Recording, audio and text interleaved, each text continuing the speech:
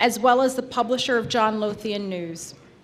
Joining him is Darren Hurd, a cybersecurity and risk management luminary with over 2 decades of experience, whose leadership spans multiple sectors, including finance, where he has served as a 3-time Chief Information Security Officer and is an esteemed recipient of the 2023 CISO of the Year Award.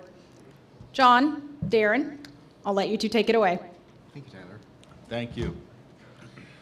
So last night there was a dinner for the speakers, and we all went around and introduced ourselves, and I was the last one to introduce myself. And I made a mistake. I was trying to relate myself to the industry. I'm a journalist, and I write about risk in the industry and everything, and I've been writing about it for 24 years, and I said, you know, you could probably, I was being full of myself, which I stated, and I said, you could probably refer to me as the unofficial Chief Information Security Officer of the futures industry, okay? And as I was sleeping last night, I said, no, that's wrong, because I don't really protect data. I said, it's all about what you do with that. And so I decided that my real title would be Business Operations Security Officer. So I would be the bozo, okay? Sorry. All right. So the last thing that we were talking about here at this conference was culture. So I wanted to ask you, Darren, how do you foster a culture of security awareness at your at Guaranteed Rate, which is a rather, decent-sized organization? Yeah. Why don't I take that into 2 parts? One is just a quick intro of Guaranteed Rate, so you have some context, and I'll talk about security awareness. So if you're not familiar with Guaranteed Rate, we're the #2 largest mortgage originating company in the United States. And what you might not know is that we're actually a diversified financial services company. We're not also just a mortgage company. We have a top 100 insurance company, a national title company. We have a tech company, a not-for-profit. And so through all those businesses, it keeps things interesting. And then, of course, if you're a White Sox fan, you may have been to the Guaranteed Rate field, which is always a good time to have with friends and family. It's really hard to be a White Sox fan these days. So as it relates to security awareness, the way that we think of it is stewards of 2 primary things. One is that we're involved in the movement of money during the closing process of mortgages. Usually there's tens or hundreds of thousands of dollars. The other thing is the protection of data. So we as a financial services firm collect data, and I think between those 2 things we take the awareness of our role in that process very seriously. So we do a few things related to security awareness, things that a lot of your companies might do. Security awareness training every other month, phishing testing. We also do one-off messaging related to things that might be happening in the mortgage space or the financial services space. And so I think with that creates a higher level of awareness alongside other more governance-y type activities we do with different councils and different executive team leaders and whatnot. But I think as a result of all that, the space we sit in, the communication that we have with our employees, the different activities and special messaging, we tend to keep these types of topics top of mind for everyone. And as a result, the way I measure that is like engagement. So I get emails, text, all sorts of things, and so does my team on how things that happen, how they can, how our employees can get more involved and learn more. And so we're doing also department meetings. So I think that engagement helps to build that culture. That's kind of how we see it. Okay. So, to be an award-winning CISO, I have been told one of the things that you really need to do is to be a mentor of other CISOs. And you have been a mentor to other CISOs. Do you have any tips for how you train or work with your staff to help develop them to, elevate to that level? It's a good question. I think the way I would answer that is related to just overall investment in people. When I think about my team and whether that is an analyst or a leader who has since gone on to become a CISO, it's really the genuine investment in that person, him or herself, and their career, in understanding where they're at, what they're interested in, and where they want to go with their career, and then aligning that to fun things we're doing in our company on projects and on-the-job training opportunities, as well as training we can send them. And I think it's that genuine investment in their career, which is how we have helped to keep people sticky in our team, because they're having fun, they're learning, they're growing, as well as the people that may end up leaving sometime and taking on a bigger role in another company. But I think it all just starts with the genuine investment in the growth of the teammates. Yeah. What role does like ethics training play in kind of the development of your staff? I mean, there's some training we do. It's more from an HR standpoint, actually, on that we have to take. Nothing like specific, I guess. I like to say I hire fully formed adults who work independently, can deliver great outcomes, and I think the people that we tend to hire have a very high ethical standards and high commitment to their role as in the team. So we take our roles very seriously. So I think that the ethics comes along with it, plus the training that may happen along the way. Yeah, yeah. So then let's talk about the whole broader staff, not just the security staff. You've got people out in the field, you've got people working from home, you've got people in the office. How do you manage the whole, work from home thing, connecting to lots of different networks, all that kind of thing? Yeah, it's something that everybody's company has been challenged with over the last several years.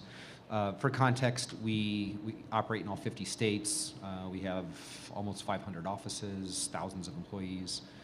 And our employees can be working from one of our offices, could be working from a partner's office, could be on the road doing presentations, working from home. So we have sort of all that different permutations.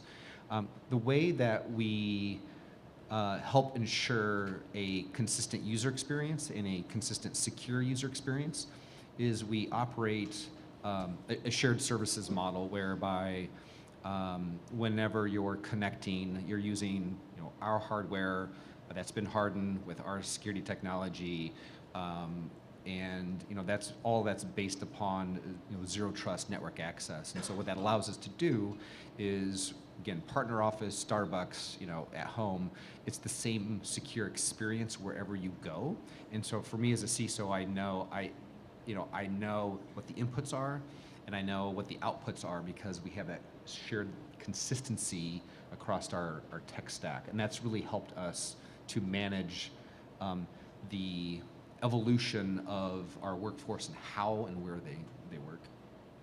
Yeah, can you talk a little bit more about that shared services and how you manage different companies and their technology, stacks and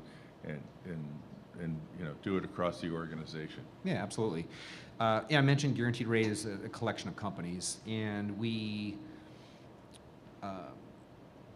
some of these we built ourselves, some of these we acquired, and in my view, as operating as shared services, there's generally one answer, and the one answer is like not all the companies get to choose their own technology and choose their own security posture. So we operate in a way where it's the same tech stack, it's the same process, it's the same people that all come back to my team. And the advantage of that is that we're able to operate at scale very, very efficiently. The team I have can do some really, really big projects and operate across all these different entities and companies very efficiently. And it's very difficult to do that if every company was operating their own technology and had their own separate people and whatnot. And so, I try to keep a very simple environment that we manage very closely, and I think that's what's really helped us. In contrast, I've known a few companies, I don't want to name names, where one in particular I know of had over 100 different security technologies that they've acquired over the years, and I cannot imagine how challenging it would be to be effective at as part of a security team's program if you're having to, on top of that, manage 100 different technologies, of which many overlapped. And so I think our purpose has been, as we built the security program at Guaranteed Rate, is to keep things very simple and operate those simple technologies. Okay. So let's talk about security incidents for just a second here. Can you talk a little bit about some of the types of security incidents that you've had in your industry, and how they were handled, and any memorable incidents? Yeah. So again, for context, it's been pretty rough in the mortgage industry the last few years. If you think of like 2021, 2020, 2022, somewhere around there, we were growing by leaps and bounds. Our employee size tripled. We were hiring hundreds of people a week, and that provides certain opportunity. But on the backside of that, rates have gone up, and the mortgage market isn't what it is, and we've had to make a lot of changes in people and process and technology. That I give you that context because overall, the mortgage market, the mortgage companies are soft right now from a security target standpoint because of all these market adjustments we've had to make. And what's happened since last year then is there have been 13 notable security breaches in our industry, and it peaked around November of last year.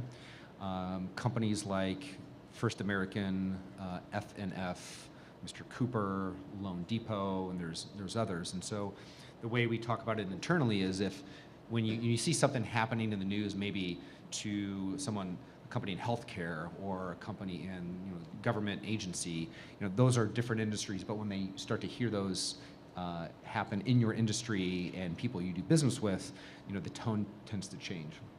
So looking at those 13 incidents, what we try to stay on top of is those threat actors, the threats, those environments, as much as we can learn about. And the commonality in those is really two things. It's ransomware, as you would guess, and then there's always a social engineering component to it.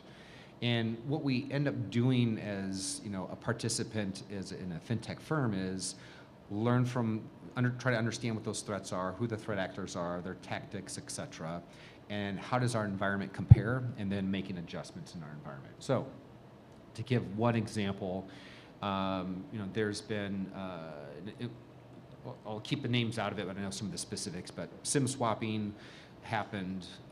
Threat actor got a hold of an identity, used that to escalate privilege, and then ended up deploying ransomware to one of the companies I've mentioned. And so that was an example. Another example is they've been hunting people on LinkedIn who have admins, who are administrators in different technologies, and then the threat actor calls the help desk of those companies, purporting to be that person, gets the password reset. Between that and if they're using MFA, like SIM swapping or like push fatigue, gets a hold of that account, the admin account, and then has used that to escalate privilege, move laterally in the environment. Again, the theme there is the social engineering. So one of the things we've done is when you call our help desk, you're now validated by your username, your contact information, and your push that you have. And so we now do a push to your phone. You have to validate who you are before you can get any help to ensure that it's you calling in for help, not a threat actor purporting to be you. Okay. So here's a silly question for you. Do you ever do an analysis of people's passwords to make sure that they're robust enough? And have you ever come across somebody using the word password as their password? Yeah, it can't happen in our environment. We have a higher standard of length and complexity, and we match that against commonly used passwords and custom lists so that you're not going to be allowed to use like guaranteed rate field exclamation point as your password or whatnot. But I think that the important point, John, on what you're saying is that there's some important hygiene things that you can do that are simple, that can raise the bar as far as just making sure your passwords aren't regularly used and you're having some reasonable complexity there, alongside various multi-factor approaches to help secure your identities. Yeah, yeah. So you've got to have within the mortgage business and you've got a title company, right? You've got to have kind of different regulations within each different company. How do you ensure compliance amidst all the different evolving regulations for those companies? Yeah. And I was thinking we have it hard, but when Shafali was talking and some of the other panel members, and like maybe our compliance obligations aren't as bad as I think they are, because I think we have some challenges. We operate in all 50 states, so we have examiners from all 50 states, CCPA, NYDFS, New York Department of Financial Services, GLBA, all of the different acronyms. And the way, though, that we manage the compliance with all of those kind of formal and informal regulations is we have a risk management technology that allows us to build controls that align directly to those frameworks, as well as things like NIST. And so when we build the controls, we can associate evidence that we're operating those controls effectively, and it ends up being a one-to-many relationship. So the example I like to use is multi-factor authentication. We all know different frameworks that say you should do MFA. Great, we think it's a good thing too. But we also don't want to show compliance 18 different ways. And so what the platform allows us to do is one-to-many. We get some evidence saying we do MFA, here's some screenshots, some evidence, and then associate that with all the different frameworks. And it allows us to scale our risk and compliance program fairly effectively with more technology and automation to support that. Okay. How do you prioritize cybersecurity initiatives to be aligned with business goals? Yeah, I think something that's always fun, I'm sure we all struggle with it in some way. The way I think the short answer to that is we take input from audit, risk control self-assessments, business strategy, what's happening in the market, other initiatives and things that we need to do, and that big funnel there, and we funnel this down into OKRs, objectives, and key results. So where we're saying, like, we're gonna get these big things done, and then here's how we're gonna do it. And we take all that input and then review with what we call the Security Council. So that's myself and the technology and privacy and legal and operations and compliance. And we walk through, here's what we're gonna do as far as our roadmap, and get their input, as well as some other groups. And then what it does is it helps to show that we have a cohesive roadmap and that we have alignment around the major stakeholders that are kind of customers of the work that our team is doing. Yeah. So one of the things I'd like to know about cybersecurity is who makes that multi-factor authentication where it's the pictures that you have to identify the school bus or the traffic lights or whatever, because I can never, it's just like I'm always missing I have the same problem. Something, you know? Is there an easier way to do this? Could we just go to, like, identify this giraffe or identify this, you know, strange animal or something like that? Yeah, you know? I'm not sure. I have the same problem. You know, pick out the bicycles in the different squares. I'm like, I thought I got all the bicycles. Maybe I didn't. Yeah. So on the CAPTCHA stuff, we don't use that for that reason. It's a terrible user experience.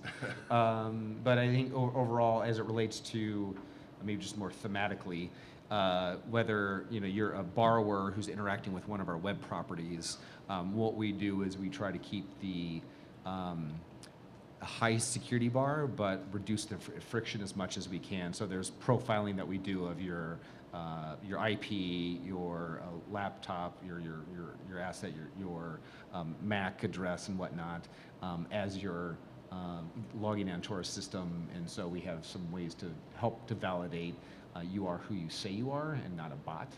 And there's some other technologies behind that. Yeah. So when I go to San Francisco and I go to fill out some of my paperwork there, it's going to say, no, you're not really who you say you are. Possibly. Exactly, yeah. Okay. Are there any questions for Darren that, yes? Hey, Darren, do you know if most of your attacks come from domestic or from foreign sources? Have you done any analysis of geographically? Yeah, so we geo-block most countries, and so we direct attacks from certain countries just won't hit us. The benefit we have is we're a U.S.-based business. We don't operate in Russia, China. We have partners in operations in some countries, so we know where that traffic is. But otherwise we just block the traffic. That all said, we all know it's pretty easy to just spin up some instance on some cloud platform or whatnot inside the U.S. So predominantly traffic would come from a U.S.-based source. All right. Well, thank you very much, Darren. Thanks, John. All right.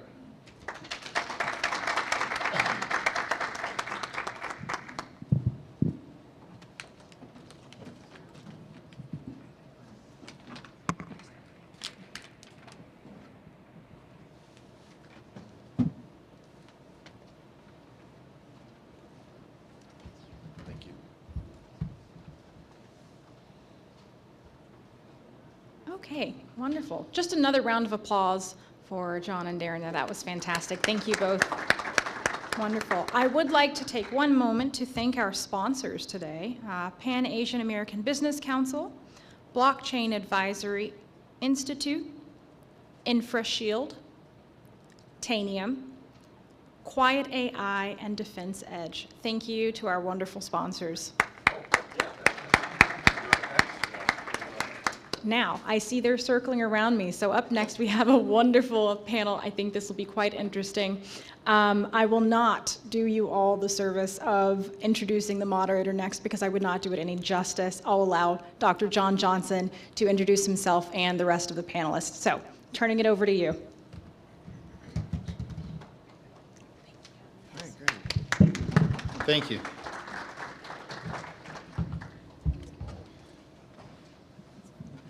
I had to cross my fingers that restarting my Mac would be up in time that I could read my notes. Yeah, we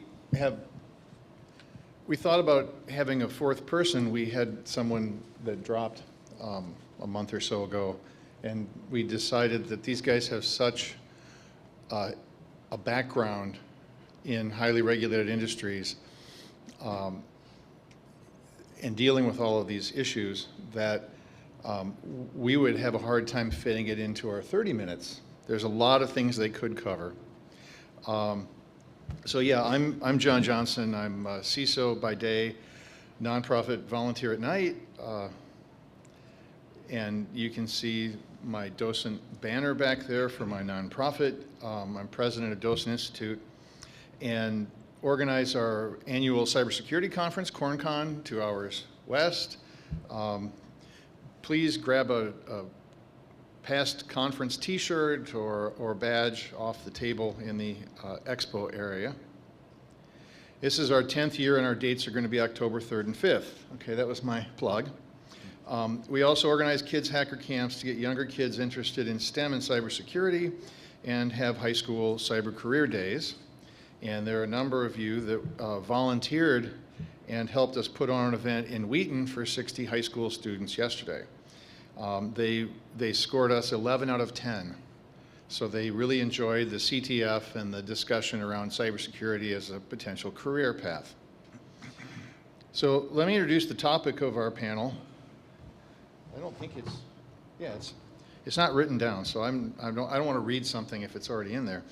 The cybersecurity landscape is evolving at an unprecedented pace, presenting both challenges and opportunities for securing highly regulated organizations.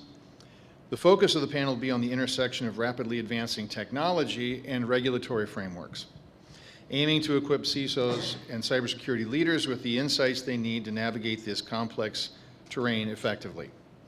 Our discussion will delve into the implications of emerging technologies such as IoT and smart devices, AI, and I don't know if we're going to get to quantum computing.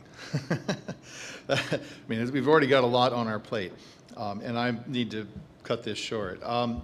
We'll also explore existing and forthcoming regulations that may significantly impact organizations over the next couple of years. In addressing these key themes, the panel aims to empower attendees to proactively adapt their strategies, leveraging new technologies while ensuring compliance and resilience in the face of evolving threats and regulatory pressures.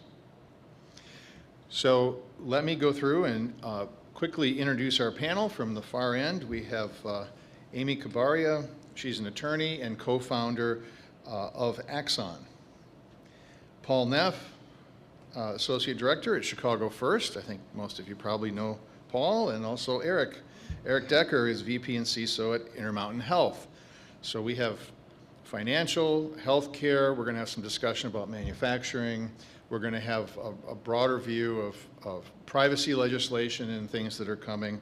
All the three, somebody mentioned the three-letter agencies, they are all, you know, SEC, FTC, FDA, the White House, everybody has edicts and regulations that they're proposing to change. So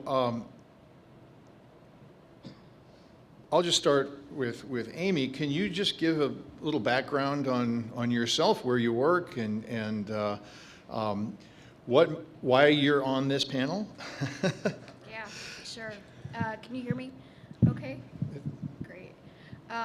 So I'm an attorney by training, and I'll say I started with this, given the topic of this panel of highly regulated industries, I got my start kind of both in engineering and health policy. So that's how I come at this work.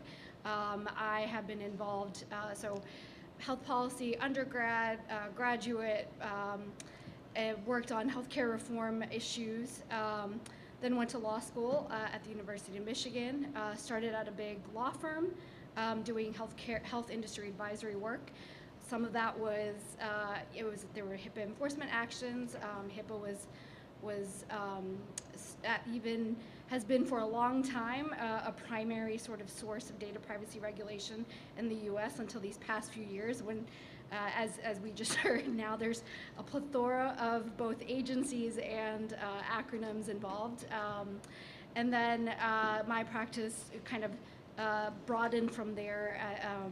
It's almost organically as digital health has taken off, as data has become, as I will talk. I know I've been at these conferences for many years now, and I wanted to, I was just thinking to myself, it was about big data, and data's oil, and then it turned into data's plutonium, and I think we're now talking about trust as the currency, and sort of the discussion is really about trust. And anyway, so my practice has evolved through that. I've co-founded Axon. I'm a co-founder of Axon. It's an innovation platform really focused on healthcare innovation. Lots of healthcare data is involved, and as you'll hear today, cybersecurity concerns are primary concerns as entities are thinking about innovation and addressing those, both sort of the FDA cybersecurity guidance and the number of sort of other both agency laws and agency actions around healthcare data make cybersecurity discussions regarding healthcare information really important. So let me pause there and talk more. Thank you, Amy. Paul?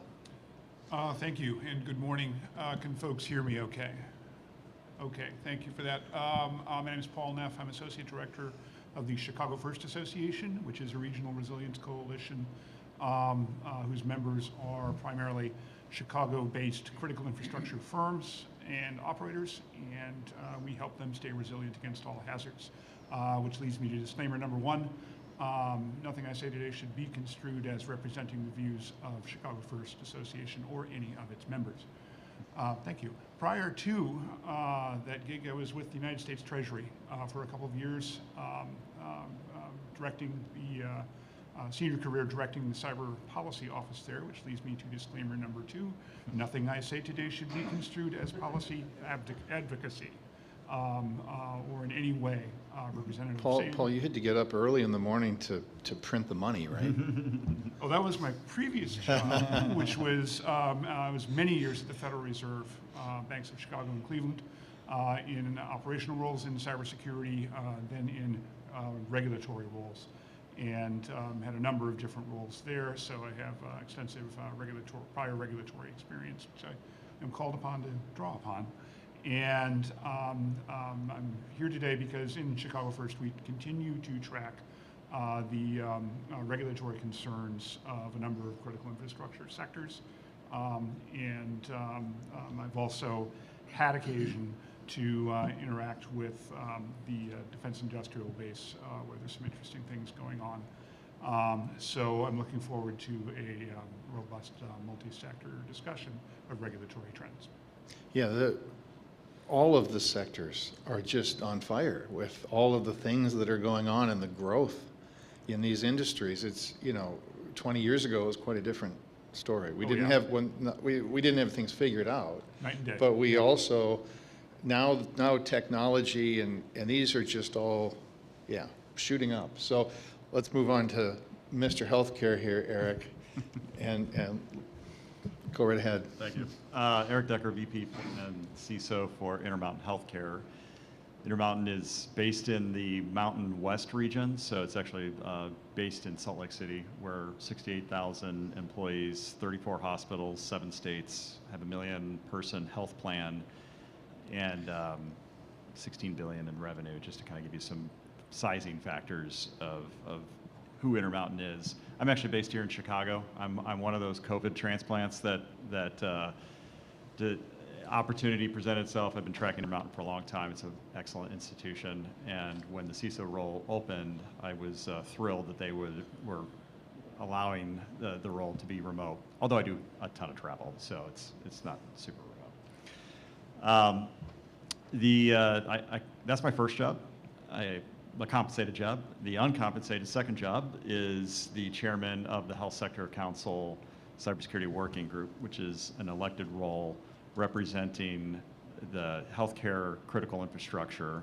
Paul had mentioned critical infrastructure critical infrastructure protection is a very big deal, very hot topic. There's 16 critical infrastructure that have been identified under the Presidential Directive 21, codified into law under the National Defense and Authorization Act.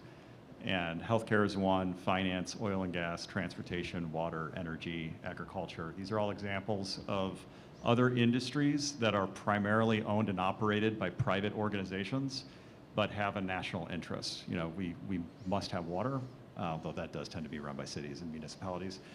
We must have energy, we must have healthcare, we must have finance and so forth. We need tractors to farm. We do, yes. So we look at this from the lens of the public health side of the house, and in healthcare specifically, of course, data is important. It's been important since before HIPAA and privacy of that. But this is beyond data protection. This is into the resilience of our system. We just recently saw the one of the first major impacts of what can happen when a key critical element of that system goes down. Change Healthcare attack now it's 2 months ago. Can't believe that. Which brought trillions of dollars of cash flow to its knees in healthcare, and that has cascading patient safety and patient harm impacts associated to it. So this is my second job, again uncompensated, but I'm very passionate about it. I've through that lens, I've actually authored several publications that have been jointly released by Health and Human Services and the government. There's a healthcare cybersecurity practices guide that we call HICCUP. It was released in 2018. It was one of the 3 authors of the cybersecurity performance goals for healthcare that was just released this January, which will soon become mandates. That's the course of action that's coming. So lots to talk about there. Well, before we jump in, because I'm just going to start with you, and we're going to talk about the healthcare sector. We'll take questions after we kind of go through an overview from each of the panelists. If you have questions, you can ask. Otherwise, we'll have Q&A when we finish. So, yeah, what are you seeing with the regulatory landscape when it comes to healthcare, Eric? Yeah, I kind of touched on it. You led into that really nicely. Yeah. So I kind of touched on it. HIPAA has been around since 1996. The secure rule came out in 2005. The privacy rule, 2003. Am I getting it right? Okay, attorney's saying yes. High tech was the enforcement action that came out in 2008, which required us to disclose if we have breaches of protected health information. And that regulatory regime was really the basis of a ton of the information security, data security work in healthcare. And it hasn't changed for 20 years. Now, there's some work in the progress to actually open that up. But 20 years ago, what we were talking about was the data associated to what we have must be protected. And we still talk about that today. I mean, that's obviously important. Privacy of the data is important. But with the digitization of our industry, it has now moved to what is it worth to you to have your operations up and running? What is it worth to you to be able to sustain a prolonged outage? And what are the consequences of that not happening? We all know that these cyber attacks that we're talking about, these are not 8-hour to 24-hour disruptions. These are weeks and months long, prolonged issues. And our industry is designed much like a restaurant. It's designed to have a certain level of capacity, a certain sweet spot of capacity. You don't want to have a whole bunch of empty space, a whole bunch of empty beds, a whole bunch of stuff sitting there waiting for capacity to fill, because it's not cost effective to do that. Not even cost effective, it's not even possible to do that from a cost perspective. There's so much money in healthcare, so much expense that goes into it. that you wouldn't be able to sustain it. So hospitals and practices, they tend to look for a 70 to 80% census, 60 to 80% census in their facilities to be able to hit their break-even marks and so forth. Well, in order to do that, it's a volume game, and what digital systems have done is enhanced our ability to increase our volumes and increase our capacity, and we increase our capacity, and more reliance on those digital systems in order to operate. So when those things get stuck and get hit and shut down for 30 to 60 days, now suddenly our capacity and our volume is untenable, and we've hit a tipping point. And not only that, but we're seeing the ripple effect of this across the ecosystem. And frankly, we are an incredibly connected ecosystem. We're all nodes in the ecosystem. We all think of ourselves as the center of the universe. There were astronomers that thought that at one point in time in ancient history and Greek philosophy, Greek times. And then we realized, wait a second, we're just one little blue dot in a giant expanse of a universe. And that's exactly what's going on in healthcare. We're one little dot in the expanse of a universe. 900,000 healthcare organizations are what make up healthcare. So when there's been studies that have shown when you have a disruption in one of those dots, you can have regional impacts on this, you can have catastrophic impacts on this, like what happened with Change Healthcare. There was Scripps Healthcare was hit by a ransomware attack several years ago. They're based in San Diego, and there was a study that showed that there were secondary impacts associated to that attack, in that yes, Scripps was down, and yes, there were patient impacts associated to that downtime, but the surrounding hospitals now suddenly got deluged with all those patients as diversion happened. Their census went over 100%. Their wait times in the ER went up. Their stroke response times went up. Acuity went up, and they weren't hit with a cyber attack. It's just the cascading effect. So, the recognition that this is an ecosystem, that it is critical infrastructure, that we're all connected, this is the conversation that's happening now. So from a regulatory perspective, we're looking at this from the angle of there's 7 subsectors that make up healthcare. We always think of hospitals and medical practices as the primary basis of it, but pharmaceuticals, labs, imaging, medical technology, health IT, there's all this convergence that's happening into big dominant areas.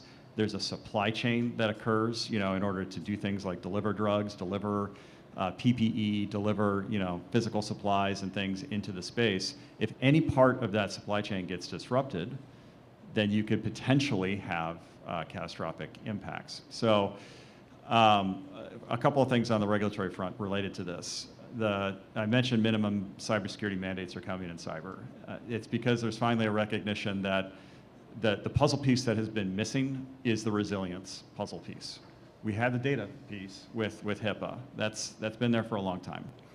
But HIPAA, even though HIPAA covers the CIA and AA's availability, OCR doesn't really enforce that, and there has never really been a play on resilience from a regulatory perspective from the federal government. So we produced a voluntary set of things called cybersecurity performance goals. There's 10 essential, 10 enhanced. Those were released this year. There's a strategic concept paper that HHS released that talked about their plan, which is get people incentivized into adopting these voluntary controls, put money into the hands of the hospitals that cannot afford it. So rural critical access hospitals and so forth are really underserved in this space and don't have a lot of money to deal with these issues. So there's a $1.3 billion budget proposal in front of Congress right now, if Congress will get its act together, and in order to stimulate the adoption of these controls. And for those familiar with healthcare, when meaningful use happened, this was the adoption of the electronic medical record. There was a bunch of stimulus that occurred there. So this is very, very similar construct where money is going to be entered into the system in order to get people to adopt, and then a sliding scale of enforcement and disincentives will happen as a result over a period of about 4 years. And so that's the big basis when it comes to cyber. I can talk about this forever, obviously, but I'll stop. No. You know, you mentioned the medical device manufacturers. Yep. Tell us a little bit about the Patch Act and, Yep. and the effects it has. So this is an interesting thing. So the Patch Act was an act effectively that said, there has to be better security by design by default in the devices themselves that are being delivered into a patient setting. So there's been a lot of focus on the MDMs, we call them MDMs, medical device manufacturers, on making this technology more resilient, better, et cetera. So that is in play. I don't think there's actually been yet a device that has been cleared through the FDA that has been cleared through the new requirements. Things like requiring robust threat models and threat modeling processes in the devices themselves is a key piece to that. But we will see that. But we still have the hangover associated. So it's a step in the right direction, is I guess my point. We still have the hangover of the legacy devices that take upwards of 10 years to cycle out of your environment because they're very expensive to do that. And those will still have all these fundamental flaws associated to them. And then we have the flip side of the equation, which is the hospitals and the practices, we call them healthcare delivery organizations, that don't have the same kind of regulatory basis to actually implement them in a secure way. So we've trusted on one side of the equation of the ecosystem, but the other side of the equation is still a little bit off. I will say this, though. I look at the medical technology space as, on the scale of important versus urgent, as an important thing, but not an urgent thing. And the reason why I say that is because we studied the way that hospitals are getting beat. We studied the way that there was a landscape analysis, was one of the co-authors of that, came out last year. We looked at the resilience of how the health system states that it's capable of defending against itself, and then we looked at FBI's data and all these other open source data, HHS data, said, okay, but here's how it's actually happening. The way we're getting beat is not through medical technology and IoT today. Doesn't mean it won't be that way tomorrow. The way we're getting beat today is social engineering and the fish and all that kind of stuff. But it's the MFA enrollment at the desk, at the service desks, engineering your help desk to do that. It's having a vulnerability that's directly exposed to the internet that's connected into your infrastructure that you haven't patched, that it's especially a known exploitable vulnerability, or it's a third party that you have a connection with that also got popped through one of those two ways. And then when they're in, they hit your major management platforms like Active Directory, and they own your entire environment.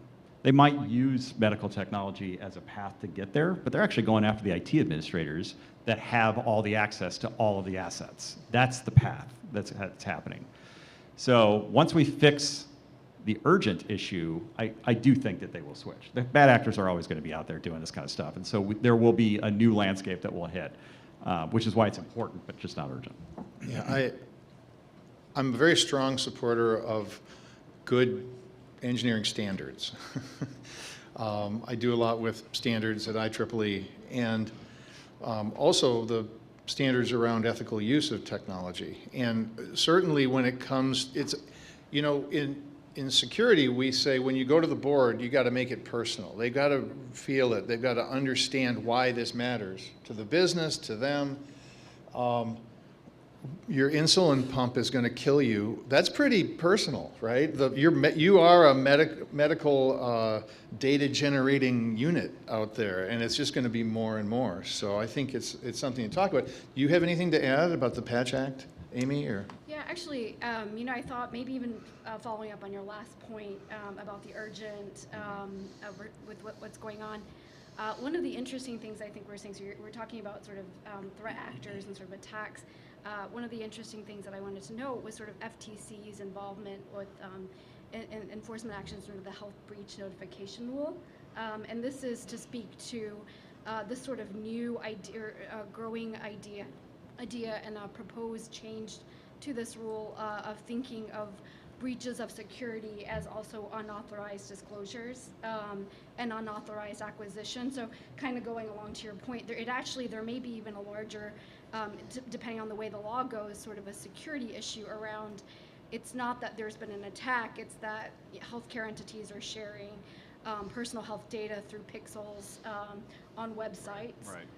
And so you're seeing this kind of, the FTC has put out, had proposed sort of modifications to the health breach notification rule, which I can talk about a little bit more in a second, but moving towards this concept of this is a breach of security with these unauthorized disclosures, and then going back to the HBNR, just as a shortened way to talk about it, it's a rule. So in addition to what Eric mentioned with with HIPAA and what we commonly think of as health information privacy laws, we have this HBNR that's been in effect for quite a long time, but recently, and it really affects entities that may not be covered under HIPAA, vendors of personal health records, and that can really extend to a number of different apps. So we've just sort of seen this use of this existing rule to go after almost digital health companies that might be disclosing personal health information through the use of pixels on websites without sort of the right agreements in place, without consent, and may have already done so, and so there's a discussion around notification. So I can talk more later, maybe if we have time. Yeah. I want to get on to Paul because Paul's only got 2 hours to talk. So, and there's a lot of good information in there. He's taken copious notes and writing things down this morning. So, what are you seeing in the financial sector, Paul? You've had your palate cleansing sorbet, and we're moving on to the next course, which is going to be the financial sector. Okay, well, I'm pleased to say that I've been set up nicely by my co-panelists in that they've both touched on topics which, in my view at least, are the current hot buttons with respect to regulatory engagement of the financial sector. The first one I think is very well known to everyone in cybersecurity because it's been discussed to death over the last couple of years. I'm referring to cyber incident reporting, and in particular to 2 tangentially related reporting regimes. The first being the SEC and their notification rule for public companies, which went into effect, what would it be, end of last year, middle last year.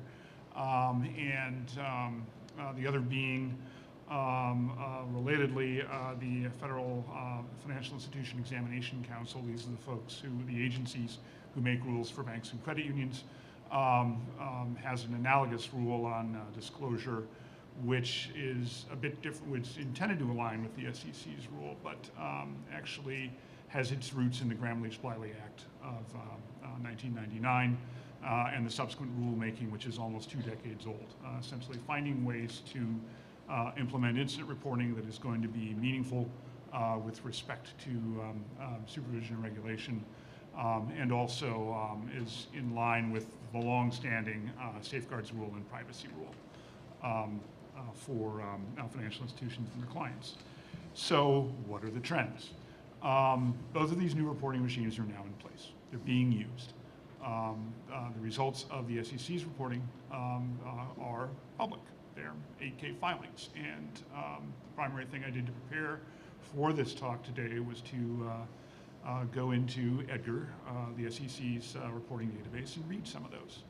And so what's emerging as a pattern, this is my personal opinion, is interesting. Most of the discussion that was had last year regarding implementation of the rule and how the SEC might interpret this for public companies was along the lines of the rulemaking requires characterization of the materiality of a cyber incident, what was impacted, but either quantitatively or qualitatively. Quantitatively, what loss did you incur? If consumers were impacted, how many, and in what ways? Qualitatively, did you experience, any material loss of confidence?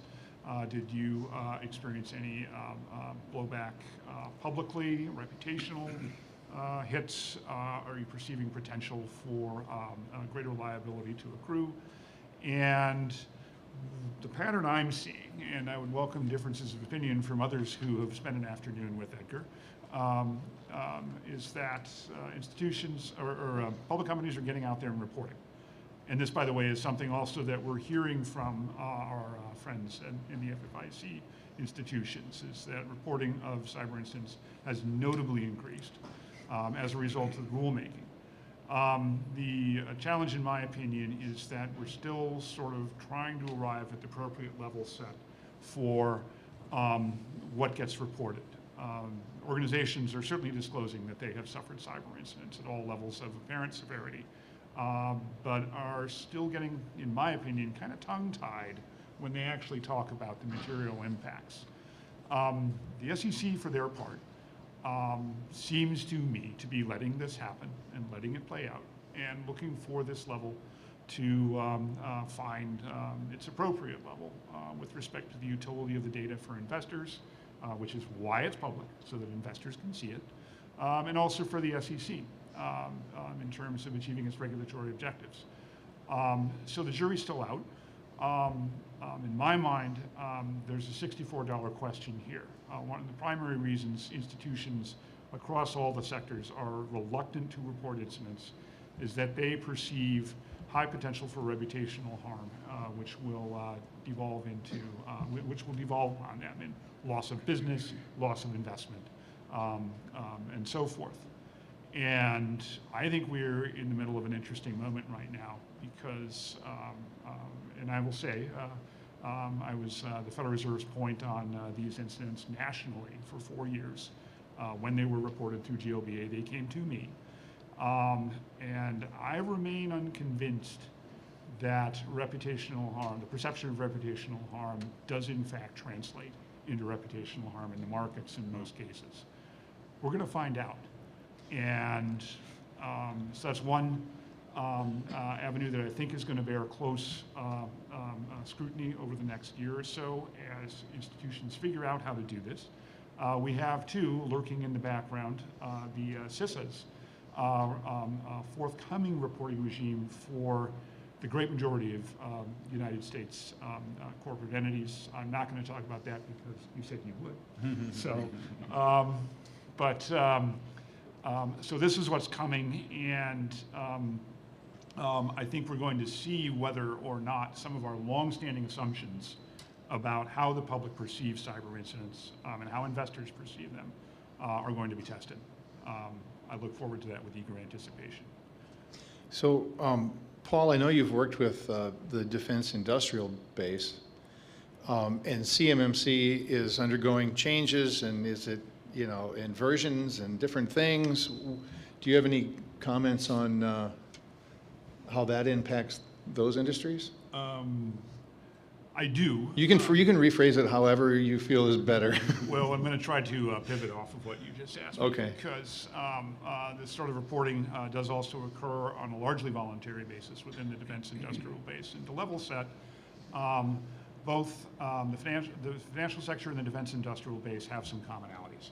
And those are, the structure of the industry is that there are a small number of immense players who are absolutely, they have the resources of nation states and are able to do whatever it takes to secure themselves, which is important because they have absolutely critical roles in our economy and our safety in terms of the defense industrial base.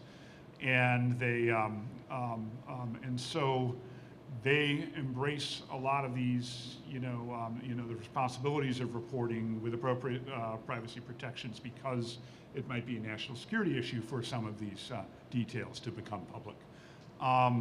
They are intertwined with, and now that I think of it, this is a lot like your industry, Eric, a large ecosystem of much smaller and less well-resourced players. Oh, yeah. And in the financial sector, these are small banks and brokerages and credit unions. In the defense industrial base, these are the subcontractors who have contractual relationships with the large players. In the case of the smaller entities, there's much more perception of existential impacts from reporting. So these are not yet solved problems for the small players. And relatedly, they don't necessarily have robust toolkits for being able to secure themselves. I mean, in the financial sector, There are small institution approaches that regulators with those entities have undertaken. In the defense industry, you mentioned CMMC, the cyber maturity model certification. Small players and large players are supposed to certify their programs. The Defense Department has been engaged in rulemaking which has now gone on for I think for year 4, and which has as large part of its impact trying to come up with a way that's doable for the contractors to do this certification. Both industries also rely on contractual relationships as a primary enforcement tool for subcontractors and service providers to do their jobs.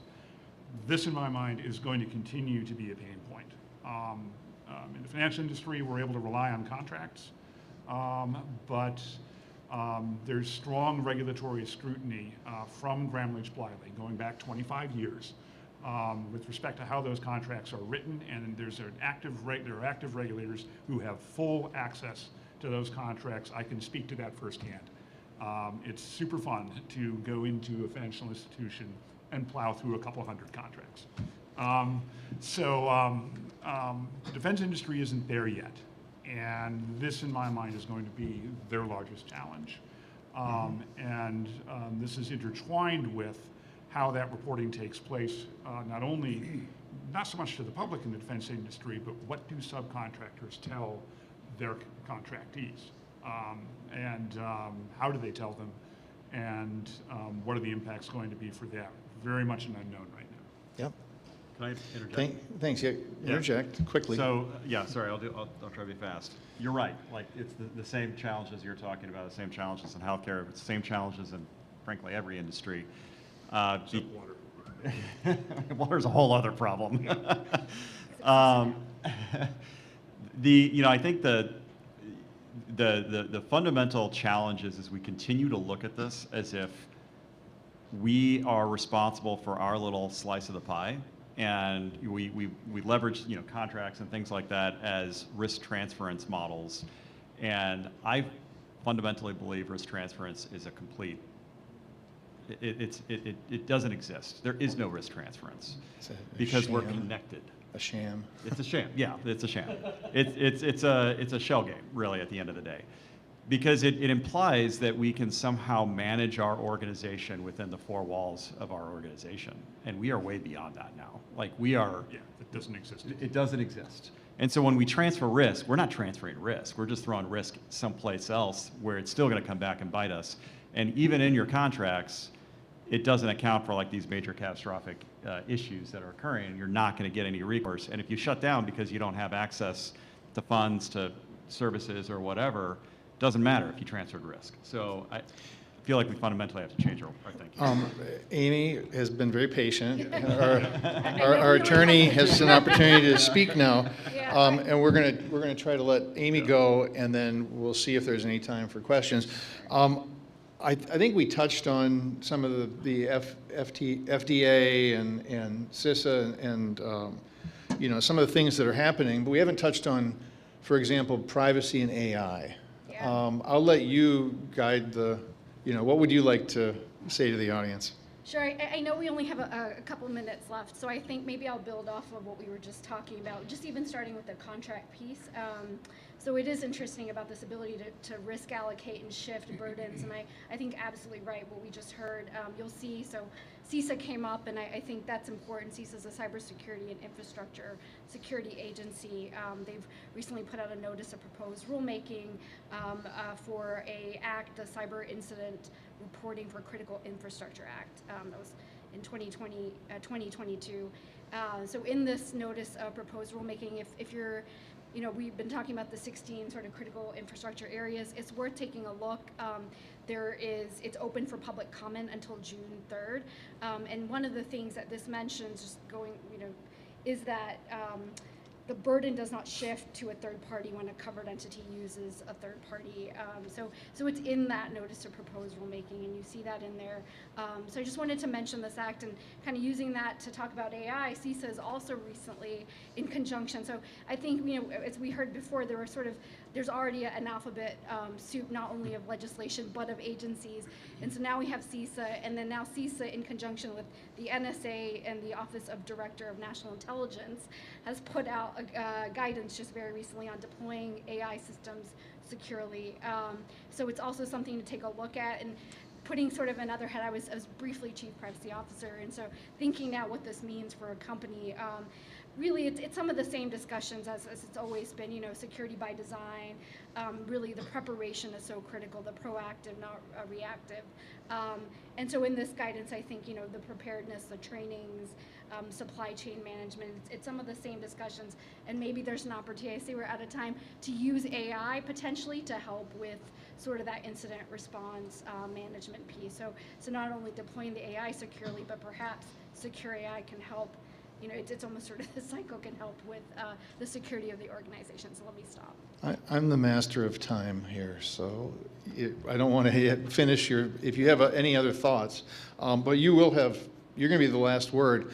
Do we have, maybe we can just go to the audience, we have questions. I can take a couple questions. Yeah, I have a question about the healthcare industry. Why would a bad actor go to all these sites to find out my blood type? They're not.